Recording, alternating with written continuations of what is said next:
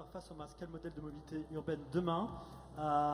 J'appelle Monsieur Guillaume Crunel, associé chez Deloitte, spécialiste de l'automobile et des mobilités.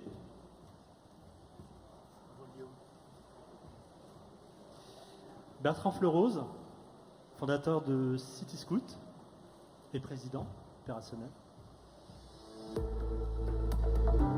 Je suis content que tu ne sois pas trompé de salle cette année. Madame Laureline Serriès, directrice générale de Jump.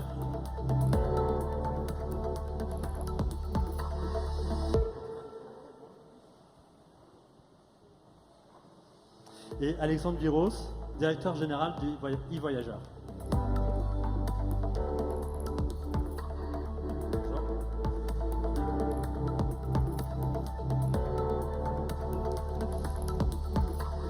Oui, bien, M. Moussika a posé les termes du débat sur le masque. Alors, je vais peut-être d'abord faire un premier tour de table autour de ce sujet sur une question assez simple. C'est peut-être, est-ce que tout le monde partage cette définition du masque? Parce que c'est encore un concept assez nouveau, assez récent, avec peut-être peut-être des différences sur l'approche du concept de masse.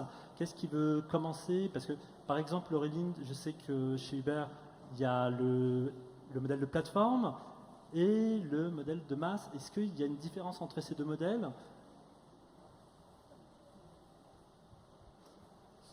Bonjour à tous. Alors effectivement, la première question qu'il faut se poser, c'est qu'entend-on par masse, par MCS? Et je pense que la vision que nous en avons chez Jump et plus globalement chez Uber, c'est effectivement une plateforme, une application unique ou plusieurs applications uniques dans lesquelles vous pourrez trouver un bouquet de services de mobilité qui sont associés à cette application.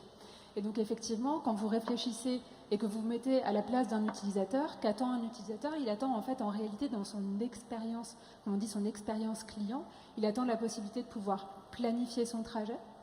Il attend la possibilité de pouvoir ensuite choisir quelles sont les meilleures modalités pour se rendre à l'endroit où il veut se rendre. Il attend ensuite de pouvoir terminer son expérience, c'est-à-dire de pouvoir faire l'expérience de effectivement réserver, utiliser un moyen de transport ou un autre et aller jusqu'au bout, c'est-à-dire consommer le service et avoir le support client.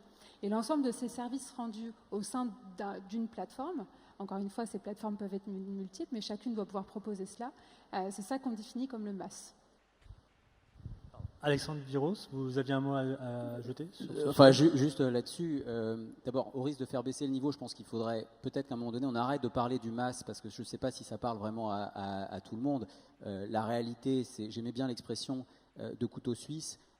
On a besoin aujourd'hui d'un couteau suisse de mobilité, parce qu'on a une sorte de paradoxe, c'est qu'il y a une offre de mobilité qui est pléthorique dans les agglomérations, pas dans les territoires peu denses. Et puis cette offre, elle n'est pas forcément lisible, elle n'est pas forcément structurée. Et je dirais que la première étape de ce qu'on appelle le Mobility as a Service, de ce couteau suisse des mobilités, c'est de pouvoir déjà les agréger, les mettre à un seul et même endroit, dessiner, comme le disait Laureline, un itinéraire et aller jusqu'à l'étape du paiement. Parce que si vous n'avez pas cette étape du paiement, en fait, vous faites ce qu'on appelle un click-out et vous n'avez pas résolu le problème de navigation dans différentes applications. Donc je pense que pour moi c'est un enjeu de simplification pour l'ensemble de nos clients, parce qu'aujourd'hui on a face à nous un paradoxe, c'est-à-dire qu'on a l'impression que tout a changé, mais en fait la part de l'automobile, ça reste le couteau suisse, la part de l'automobile reste à 83% en fait dans nos transports. Donc on pensait que tout avait changé, puis en fait rien n'a vraiment changé. Donc je pense qu'aujourd'hui quand on est autour de la table, on se dit le digital ça peut être une opportunité, et puis il faut pas que ça soit aussi une contrainte, mais le digital peut être une opportunité parce que ça peut permettre de consolider, d'orchestrer l'ensemble de ces offres pour faciliter la vie des usagers. Guillaume, est-ce que aujourd'hui on a définitivement basculé vers un modèle masse au détriment du modèle historique de l'opérateur? Comment est-ce que toi tu vois les choses? Je pense que si on avait basculé, on l'aurait tous vu. Non, donc je pense que le MaaS aujourd'hui, c'est une vision assez utopique, mais enfin qui est peut-être une réalité à court ou moyen terme. Mais ce qui est intéressant aujourd'hui, c'est qu'on ne parle pas d'un MaaS, on parle des MaaS. Tout le monde va être dans le MaaS. On va avoir bientôt plus de MaaS que d'applications, alors même que l'objectif qui est poursuivi, c'est d'agréger et de faire, et ça j'ai retenu ce qui était dit par la ministre dans le débat précédent, de faire que des business models qui sont un par un, parfois pas vraiment autoportants, ou pour le dire clairement pas rentables, puissent bénéficier d'un effet de massification et faire que finalement l'ensemble soit plus valorisant pour l'opérateur, pour les contributeurs et pour le voyageur, que la somme vaille plus que la somme des parties. Donc voilà, donc ça aujourd'hui, tout ça est extrêmement théorique. On a des modèles qui commencent à arriver. La vraie raison, c'est qu'il n'y en aura pas 50. Il n'y a pas besoin de 50 masses, comme il n'y a pas besoin de 50 opérateurs de trottinettes. Maintenant, il faut voir quels sont ceux qui vont vraiment apporter quelque chose qui fasse que, comme j'ai entendu, la mobilité change. Bertrand? Bonjour, moi je ne crois pas qu'il y a un seul MAS, je pense qu'il y a plusieurs MAS. Le MAS des opérateurs, d'ailleurs, je pense qu'il ne faut pas les appeler pareil. Je pense que le MAS, ou les plateformes plutôt, je dirais des opérateurs privés, tel Uber qui regroupe toutes les mobilités, c'est une mission qu'ils ont et qui est privée. Et je pense que le MAS appartient plutôt aux collectivités et aux autorités organisatrices. Et le MAS, dans ces cas-là, n'englobe pas seulement une foison de mobilité sur une application, mais je pense que la mission du MAS pour une autorité organisatrice, c'est de regrouper non seulement des applications, des infrastructures et des services. Donc pour moi, c'est ça le vrai MAS. Je ne suis pas sûr non plus ce que peut être un MAS de MAS. J'ai entendu ça tout à l'heure.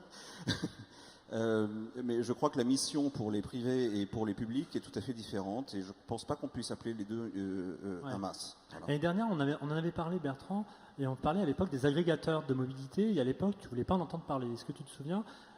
Aujourd'hui, est-ce qu'il y a quelque chose sur lequel le modèle a un peu évolué? J'ai vu que Cityscoot intégrait certaines applis qui ne sont pas Cityscoot. Est-ce qu'aujourd'hui, il y a un revirement, y compris chez Cityscoot, sur cette approche du MAS?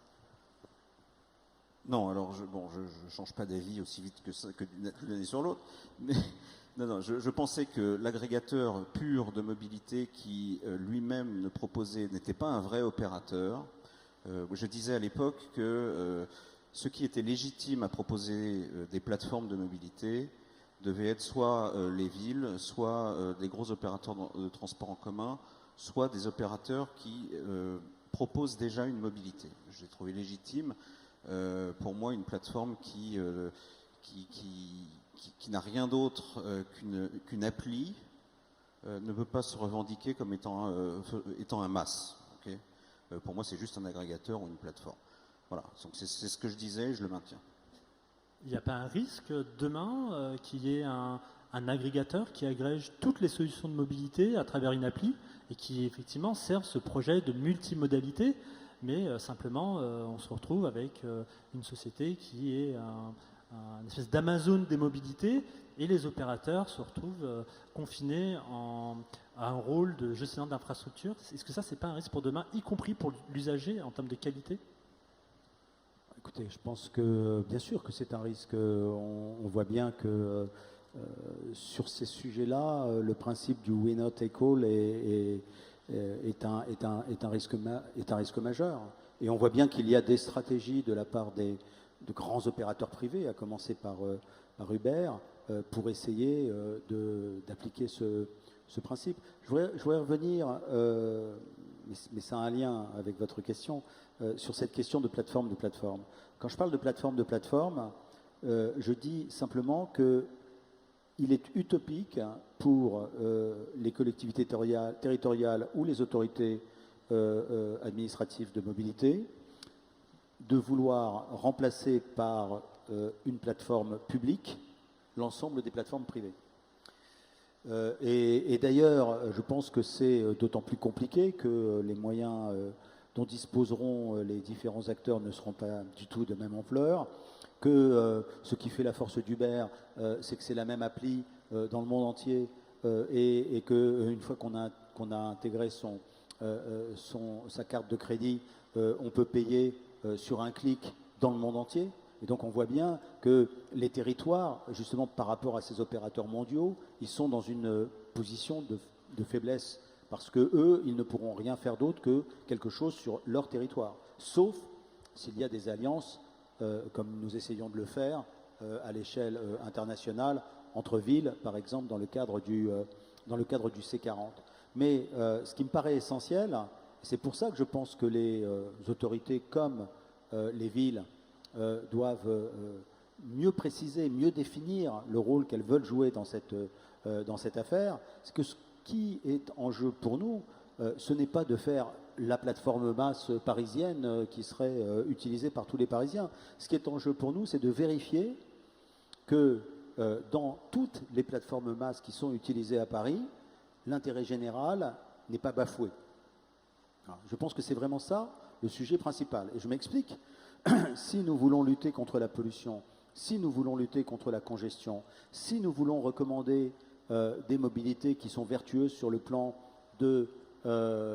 écologique ou sur le plan de la santé publique, eh bien, nous devons avoir accès et pouvoir orienter d'une façon ou d'une autre les applications privées que les Parisiens et les Franciliens vont utiliser pour se déplacer. Et si nous n'avons pas cette capacité d'orientation, eh bien, la ville sera pieds et poings liés aux opérateurs privés. Et c'est la raison pour laquelle il me paraît essentiel de bien comprendre le rôle des uns et des autres. Je ne crois pas, je sais qu'il y a des gens qui ne sont pas d'accord avec mon point de vue, mais je ne crois pas que, quels que soient les efforts que feront la RATP, Île-de-France Mobilité ou que sais-je encore, pour faire une plateforme masse concurrente par rapport à des plateformes privées, je ne crois pas qu'elles y arriveront, en tout cas qu'elles arriveront à faire en sorte que les utilisateurs les utilisent. On le voit bien aujourd'hui déjà pour les applis de la RATP.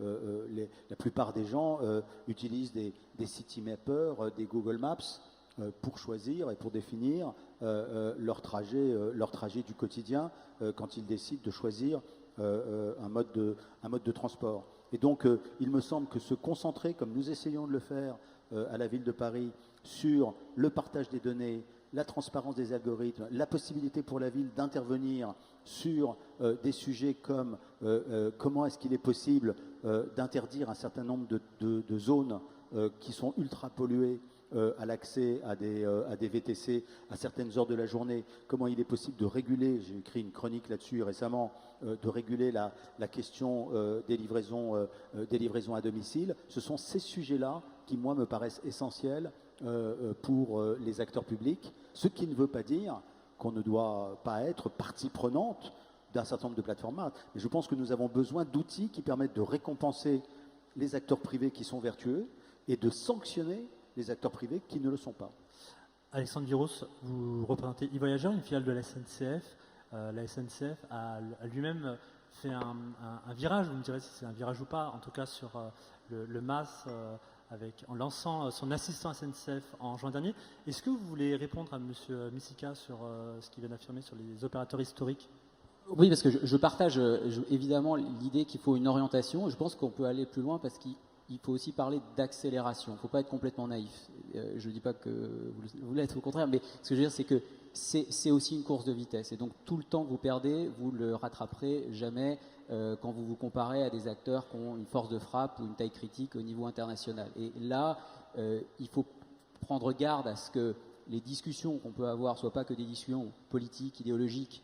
Il faut qu'elles le soient, et c'est important qu'il y en ait, mais il faut aussi mettre au même niveau l'enjeu d'accélération. Nous, on a sorti l'assistant SNCF, qui est en fait une nouvelle version de l'application SNCF, qui est une application essentiellement informationnelle, mais elle est déjà portée par 14 millions de personnes. On était à 12 millions au début de l'été, et la moitié des gens qui l'ont, c'est justement pour Paris-Île-de-France. On a voulu faire assez vite plutôt que de faire tout de suite parfait. On s'est dit faire c'est mieux que done is better than perfect, comme disent les Américains. On a voulu partir comme ça parce qu'on s'est dit c'est une course de vitesse et il faut prendre garde à pas devenir les experts d'un monde qui n'existera plus en fait. Et on sera content de le regarder entre nous en disant on a protégé les datas, on a protégé tout ce qu'il fallait protéger, sauf que ça n'intéresse plus personne parce que à côté de nous, Uber, qui bosse très bien, qui a son modèle, qui propose un modèle, mais enfin qui n'est pas le modèle de la SNCF, on vient d'où on vient, ou Google d'une autre manière, ou Citymapper d'une autre manière, vont le proposer, vont aller très vite, on va être moins contraint. Donc mon message aussi, c'est de dire, évidemment que je partage ce qu'on dit sur les orientations, mais soyons vigilants sur le fait que toutes les discussions, pendant qu'on discute entre nous, les autres à côté font, délivrent, vont très vite, ont une force de frappe technologique qui est énorme. Alors côté SNCF, on a une force de frappe technologique qui est importante, on a une usine digitale de 1000 personnes, c'est ça la décision qui a été prise, c'était de mettre tout le digital client à un seul et même endroit pour pas perdre de temps déjà entre nous, donc il ne faut pas qu'on le perde maintenant ailleurs. Donc c'est un peu ça ce que je voulais partager et c'est ma réaction suite à ce que vous venez de dire. Laureline, on parle beaucoup d'Uber, Jump, c'est une filiale d'Uber. C'est quoi votre réaction, votre sentiment dans ce débat autour des plateformes et de l'agrégation? Alors la bonne nouvelle, c'est que vous disiez à l'instant, pendant qu'on parle d'autres agissent, je suis là aussi pour parler justement et m'associer à cette discussion pleinement. Et ce que j'aimerais ajouter par rapport à tout ce qui a été dit, c'est que nous, notre enjeu chez Jump, c'est de pouvoir contribuer à cet effort et de contribuer en tant qu'être un acteur au sein de l'écosystème. Et du coup, si je vais un petit peu plus loin, quelle est la vision qu'on a de notre côté chez Jump? La vision, c'est que la technologie est absolument fondamentale. Et pour atteindre les objectifs que vous citiez tout à l'heure, Monsieur Misika, notamment l'accessibilité à tous et le fait de pouvoir créer de vraies alternatives à la voiture individuelle, 40% des trajets en voiture à Paris font moins de 5 km, autant dire que d'autres modalités de transport sont bien plus adaptées pour couvrir ce type de distance. Si on veut atteindre cet objectif, je pense que c'est important de se rappeler qu'on partage le même objectif. Et si on partage le même objectif, on partage aussi les enjeux pour arriver à créer les modalités ensemble pour atteindre cet objectif. Du coup, pour répondre aux quelques points qui ont été abordés, le premier, c'est qu'effectivement, je pense que pour créer l'accessibilité à moyen terme, un enjeu central, c'est la technologie. Et aujourd'hui, vous avez vu apparaître beaucoup d'opérateurs de micromobilité, vous en avez vu disparaître également. Et un enjeu pour rendre la micromobilité durable, c'est d'être capable d'investir sur le long terme. Et investir sur le long terme, ça veut dire faire des choix opérationnels responsables sur le plan social, sur le plan environnemental, mais ça veut dire aussi faire des investissements massifs dans la technologie. Ça peut être des choses très simples au quotidien. On investit par exemple dans des équipes d'ingénierie qui travaillent sur la batterie pour augmenter la durée de vie de la batterie. Si la durée de vie de la batterie augmente, c'est mieux pour l'environnement, c'est mieux pour les opérations, c'est mieux pour l'économique et ça fait moins de batteries à changer sur nos vélos et sur nos trottinettes au quotidien. Donc l'investissement de la technologie, ça passe par des choses aussi simples que ça et ça va dans des choses extrêmement sophistiquées pour inventer les véhicules de demain. Et en même temps, j'entends aussi les préoccupations des uns et des autres. Et oui, le partage de la donnée est un enjeu. Et oui, il faut qu'on trouve les modalités pour pouvoir le faire et pour pouvoir associer nos forces de manière à ce que la micromobilité puisse s'inscrire pleinement dans le paysage urbain de nos villes. Et oui, la mairie, et j'entends que la mairie a besoin d'avoir accès à un certain nombre d'informations qui lui permettent à son tour de rendre un service aux usagers de la ville de Paris. Donc je pense que c'est une question d'ouverture, de trouver les modalités de partage, de comprendre quels sont les cas d'usage qui sont associés et de travailler le mieux possible pour y parvenir. Bertrand Fleurose, par rapport à l'ouverture des données, bon, la LOM est sortie, elle donne un statut à la régulation des données. Comment est-ce que chez Cityscoot on se positionne sur ce sujet? C'est vrai que la donnée, c'était quelque chose quand même de précieux pour vous. C'était aussi un des sujets qu'on avait abordé l'année dernière. Aujourd'hui, il va falloir ouvrir ces données. Est-ce que c'est quelque chose de vertueux ou pas? Moi, je comprends la préoccupation d'une ville de vouloir globalement améliorer la situation des transports à l'intérieur de la ville. Et pour ça, il faut qu'ils aient un certain nombre de données. Nous, chez Cityscoot, on est tout à fait prêts à donner toutes les données à la ville dont elle a besoin et qu'elle nous demande, jusqu'à une certaine limite. La limite pour nous de ce qu'on ne doit pas donner, et la limite elle est très basse ou très haute, mais enfin, on ne demande pas de garder quelques données. Ce sont les données qui sont tellement sensibles qu'elles pourraient permettre à cette même autorité organisatrice ou cette ville de créer un service qui nous serait concurrent. Donc, en général, toutes les données qu'on nous a demandées jusque-là, je pense qu'on a accepté de les donner, c'est-à-dire les données de géolocalisation, les données de disponibilité en temps réel, et tout un tas d'autres données. Et moi, ça ne me pose pas de problème que la ville sache où sont les masses de nos véhicules et comment nos véhicules se déplacent à telle heure ou tel jour de la semaine. J'ai pas de problème avec ça. Voilà. Mais je pense qu'il n'y a pas que l'intérêt de la ville auquel il faut répondre. On n'a pas parlé de l'utilisateur des transports aujourd'hui. Le MaaS, ça sert à rien si ça intéresse personne. Et je vois bien aujourd'hui que dans une ville comme Paris, un MaaS, enfin en tout cas une plateforme ou un service qui aurait la capacité de pouvoir tenir la main aux utilisateurs de transport pour savoir quel serait le meilleur chemin ou serait le plus économique. Ça, je le vois bien. Et donc, dans les grandes villes, je pense que le MaaS fait beaucoup de sens. En revanche, je pense qu'en fait, il y a peu de villes en France où le MaaS a un intérêt. Dans une ville moyenne, je prends par exemple le cas d'une ville de 100 000 habitants, où il y a 3 moyens de transport, il y a peut-être 5 lignes de bus, des taxis et des vélos partagés. Je ne vois pas quel est l'intérêt pour un habitant de cette ville-là d'avoir une appli ou un service qui le guiderait vers ces trois moyens de transport qu'il connaît déjà depuis 10 ans et par cœur. Voilà. Donc je pense qu'en fait le MaaS ne concerne que les grosses villes qui offrent une multitude de mobilités, et je comprends que ces grosses villes qui sont congestionnées en général, c'est pour ça qu'elles veulent se réorganiser, aient besoin d'un certain nombre de données. Guillaume, tout à l'heure, vous disiez qu'il n'y avait pas de place pour plusieurs acteurs du MaaS. Tout à l'heure, Bertrand nous explique aussi que le MaaS, ça a un sens dans les grandes agglomérations. Comment est-ce qu'on peut envisager ce modèle demain à grande échelle s'il n'y a que quelques villes seulement qui sont concernées? Je partage totalement ce qui a été dit sur le sujet. Aujourd'hui, le problème du MaaS, mais même le problème de ce qu'on appelle les nouvelles mobilités aujourd'hui, c'est un problème de densité et de pertinence des cas d'usage. C'est clair que si on vient apporter à quelqu'un une solution qu'il connaît déjà, il n'y a pas vraiment de valeur ajoutée. Donc c'est clair que le MaaS, il doit éclairer, en tout cas les nouvelles mobilités doivent permettre d'optimiser, de faire mieux, de faire moins cher, moins coûteux pour l'environnement si possible aussi. Et ça se fait dans ces situations où à la base il faut qu'il y ait de la complexité et de la masse. Donc quand on regarde les choses d'un point de vue un peu pratique, il n'y a pas de chiffre magique, mais quelque part la densité moyenne en France c'est à peu près 110 habitants du kilomètre carré.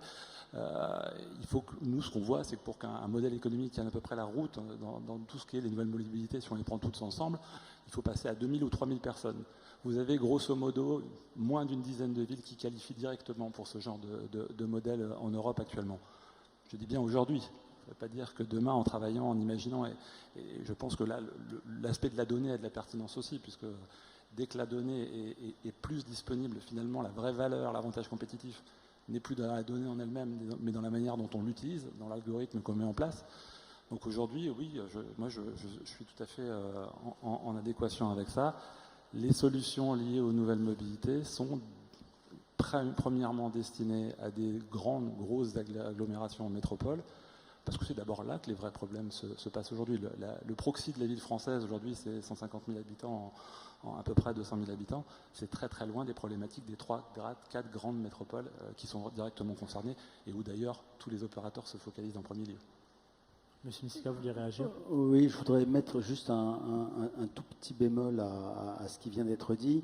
Non pas que je conteste l'argumentation sur le fond, mais il faut faire très attention au fait qu'il n'y a pas de solution de continuité entre les agglomérations. Je vais donner quelques exemples. Si je prends le cas de la métropole du Grand Paris, près de 18% des salariés qui travaillent dans cette métropole viennent de l'extérieur de la métropole. Et 6% viennent de l'extérieur de la région Île-de-France.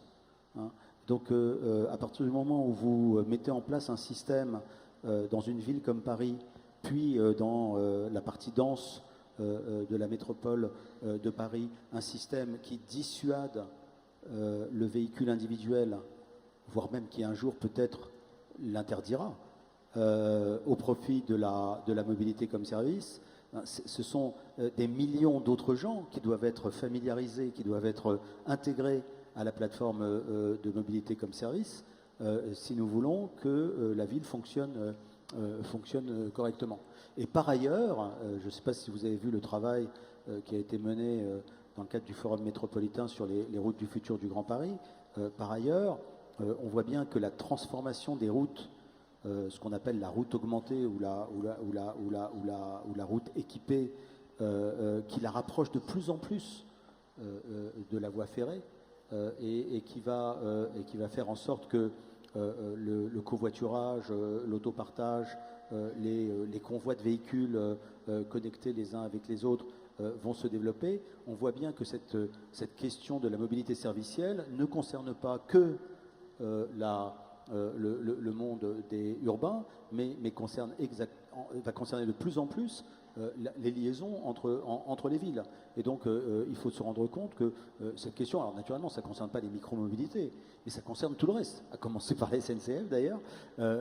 Et ce sujet-là, si vous voulez, c'est un sujet qui montre que il doit y avoir, et c'est pour ça que je parle parfois aussi de plateforme, il doit y avoir des plateformes à l'échelle urbaine, mais il doit y avoir aussi des plateformes à l'échelle interurbaine, et sans doute qu'un jour, il y aura des plateformes à l'échelle continentale, européenne. Pourquoi? Tout simplement parce qu'on voit bien le débat qui est en train de naître sur les substituts à l'avion, les gens qui se battent aujourd'hui pour qu'il y ait des trains de nuit entre les grandes capitales européennes. On voit bien qu'il y aura une offre de services de mobilité à l'échelle continentale qui va se complexifier.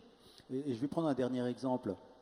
Si nous voulons vraiment persuader non pas le Parisien d'abandonner son véhicule, parce que ça, d'un certain point de vue, c'est déjà fait, il y a 70% des Parisiens qui ne sont pas possesseurs d'une voiture, mais si nous voulons convaincre, par exemple, quelqu'un qui habite la Seine-et-Marne d'abandonner son véhicule, il est clair que nous devons lui trouver des solutions de transport à la demande qui vont le conduire à la gare du Grand Paris Express le plus proche, de façon à ce que et des offres de services qui lui permettront d'avoir à sa disposition un véhicule, ce qui est quand même beaucoup plus compliqué qu'à Paris intramuros. Mais pourtant, c'est aussi cela un des objectifs que nous devons avoir, même si c'est un objectif de moyen ou de long terme. Je voulais vous soumettre un sujet, je vois qu'il reste 10 minutes, sur le risque qui est qu'un seul acteur qui impose un petit peu ses conditions et qui agrège, voilà, qui devient un petit peu, qui est un monopole sur l'intermédiation des services de mobilité et tout le monde passe par lui. Voilà. Est-ce que ça, c'est un risque qui existe demain? C'est un risque majeur. Qu'est-ce que devient, par exemple, e-voyageur ou CityScoot si demain il n'a qu'un seul interlocuteur qui dit, bah voilà, quels sont mes prix? Écoutez, c'est extrêmement simple. Je vais essayer d'être le plus synthétique possible. Les villes sont déjà confrontées à ce problème-là. Nous sommes confrontés au problème Airbnb. Nous sommes confrontés au problème Amazon. Nous sommes confrontés, excusez-moi, au problème Uber. Donc aujourd'hui, nous sommes confrontés à des opérateurs qui ont une position tellement dominante sur leur marché et qui occupent des positions tellement stratégiques dans les fonctionnalités urbaines que toutes les villes doivent réagir. Le gros problème que nous avons, c'est que souvent l'État tarde à nous donner les moyens juridiques qui nous permettent de traiter ces problèmes. Regardez ce qui nous arrive avec Airbnb, c'est un excellent exemple. Sur la mobilité comme service, on peut dire au moins nous sommes prévenus. C'est-à-dire que nous savons que le mouvement naturel du processus va vers le monopole. Alors, est-ce que c'est un monopole naturel ou un monopole inventé par les investisseurs de la Silicon Valley? Mais en tout cas, je vais juste terminer, si ça ne vous ennuie pas. Donc nous allons vers un monopole. Donc si nous voulons échapper au monopole, il faut prendre les mesures dès maintenant pour se prémunir contre la constitution de ce monopole. Oui, parce que c'est ce que je partage tout à fait, parce que en fait, ce monopole va se constituer si nous, encore une fois, on perd trop de temps. On parlait tout à l'heure avec Laureline des difficultés technologiques. Tant qu'il y a une multiplicité de standards technologiques et qu'on passe plus de temps à discuter entre nous de ce que c'est que la bonne norme NFC, qui est un mode de validation, ou la bonne typologie de data, en réalité, on perd du temps et c'est ceux qui vont, par la seule force du marché, réussir à s'imposer, qui vont finir par imposer leur modèle. Donc là, on risque d'avoir un train de retard. Donc c'est une bonne chose que finalement, au travers de l'État, de la discussion publique, on puisse se saisir de ce sujet pour ne pas le subir et peut-être l'accélérer. Et là, peut-être que même les autorités organisatrices pourraient jouer un rôle d'accélérateur. Il se trouve que nous, pour revenir au point précédent, on a choisi de faire un MaaS national, c'est-à-dire que donc on s'est un peu complexifié la vie, je le reconnais, mais on s'est dit on va faire beaucoup de choses dans les métropoles, on a la masse critique pour le faire, puisqu'on a déjà 7 millions de personnes qui sont porteurs de l'app à Paris, Île-de-France, mais Île-de-France, c'est pas une île, et donc les gens continuent derrière. Et c'est là qu'on voit aussi, quand on est dans les régions, et là, pour le coup, on a besoin des autorités organisatrices, parce que le faire tout seul, on ne peut pas, mais nous mettre en relation, et là c'est très concret, avec les covoitureurs du coin, donc que ce soit avec Caros, avec Blablabla, avec Klaexit, que ce soit avec même les sociétés de taxi du coin, c'est ce qu'on a fait en Haute-Vienne par exemple. On a été mis autour de la table avec les différentes parties prenantes politiques et territoriales du coin pour arriver à créer cette espèce de masse locale, régionale, territoriale où on a observé, en fait, en suivant les traces mobiles des uns et des autres, qu'en réalité, il peut y avoir une espèce d'inventaire de mobilité, donc du taxi inutilisé, du véhicule sanitaire qui est standard pas utilisé, des cars scolaires pas utilisés, etc., ou même des gens qui étaient des covoitureurs potentiels, sauf qu'ils ne covoituraient pas encore. Et en fait, cet inventaire, pour parler comme ça, pour dire qu'il y a une espèce de stock de mobilité, on l'expose à des gens qui sont intéressés par pouvoir l'utiliser. Et ça, on a besoin d'une application mobile au cœur de tout ça. Donc moi, notre message, et mon message côté SNCF, c'est il y a sans doute, au-delà du business model, quand même une opportunité pour avoir cette extension nationale, parce qu'encore une fois, les gens, ils ont un mode de rayonnement national, mais évidemment, on se commence sur les métropoles. Et le deuxième message, sans vouloir dramatiser, mais c'est encore une fois la mise aux normes, ces standards, gardons bien en tête pour ceux qui sont un peu tech, que quand on veut se brancher avec un Klaxit, avec un Uber, avec un Caros, avec un BlaBlaLines, c'est comme si à chaque fois on devait réapprendre une nouvelle langue. C'est-à-dire qu'aucun de ces systèmes n'a été écrit, n'a été conçu pour être parlé par tout le monde. C'est comme si d'un côté c'était écrit en latin, puis ensuite c'était en grec, puis c'était en hébreu, puis c'était en chinois, et en fait on n'avait pas le manuel de traduction. Et nous on doit écrire le manuel de traduction. Sauf que, et pour filer un peu la métaphore, quand vous avez un acteur qui est tout puissant, il impose sa propre langue, et en fait c'est les autres qui sont obligés de s'y adapter, et donc du coup vous avez perdu la maîtrise de votre propre langage. C'est ça le risque qu'on court aujourd'hui. Bertrand, vous vouliez réagir sur... vous avez peur qu'on vous impose une autre langue que la vôtre ? Oui, évidemment, on y réfléchit beaucoup. On ne sait pas si on va exister en tant que tel dans le futur. Je pense que ce futur, il est assez lointain, en fait.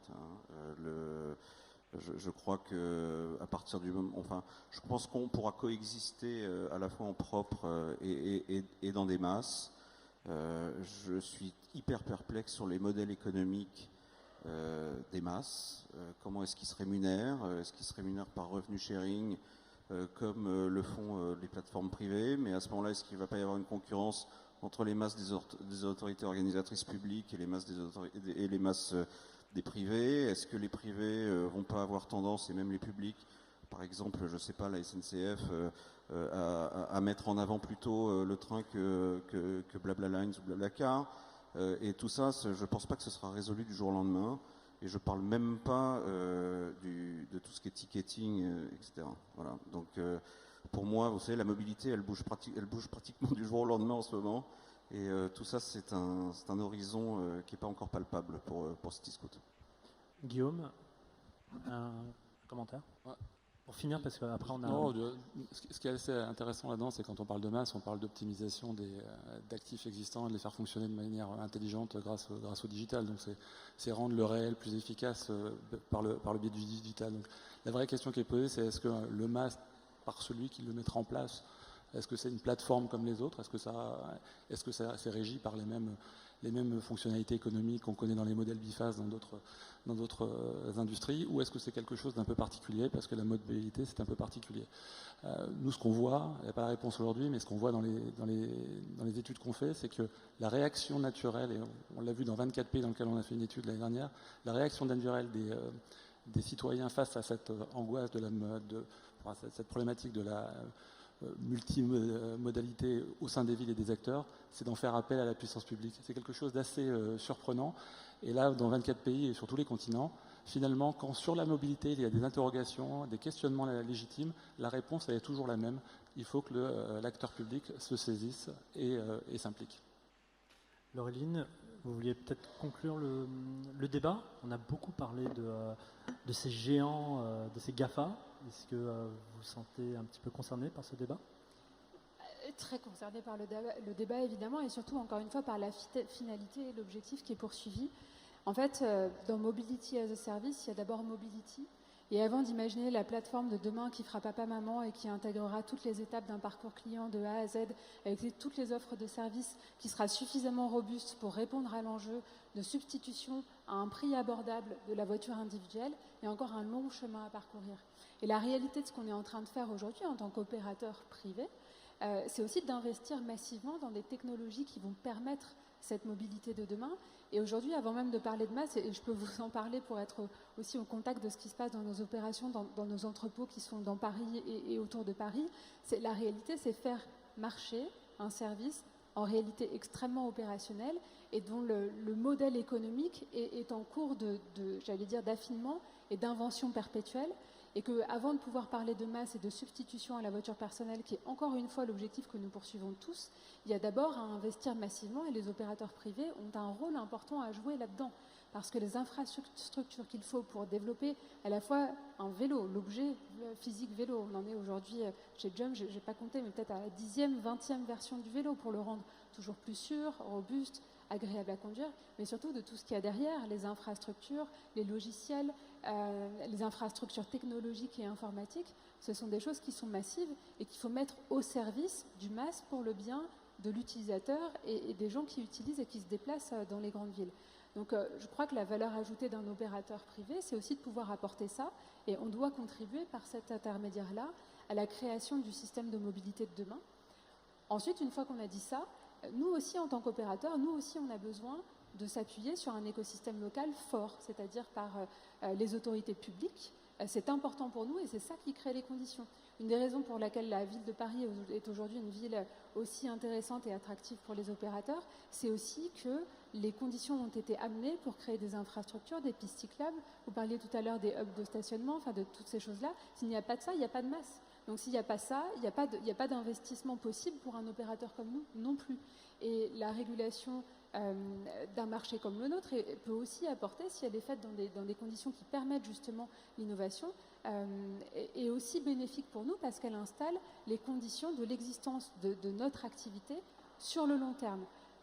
Et à nouveau, je le répète, je l'ai déjà dit et je le répète, je suis favorable au fait de pouvoir partager des données avec les villes pour des cas d'usage qui sont nécessaires, et c'est des choses sur lesquelles il faut qu'on travaille. Et oui, ça nécessite de se mettre autour de la table, oui, ça nécessite de trouver des protocoles, mais nous, en tant qu'opérateurs, on a certes la possibilité d'investir, j'allais dire, à une échelle globale, mais on a besoin de s'adapter localement, et ce n'est pas une bonne chose pour nous non plus d'être obligés de développer des protocoles particuliers pour chaque ville dans lesquelles on va s'intégrer. Donc le fait de pouvoir standardiser et d'avoir des dialogues écosystémiques constructifs est quelque chose qui est également important pour nous. Voilà. Merci beaucoup.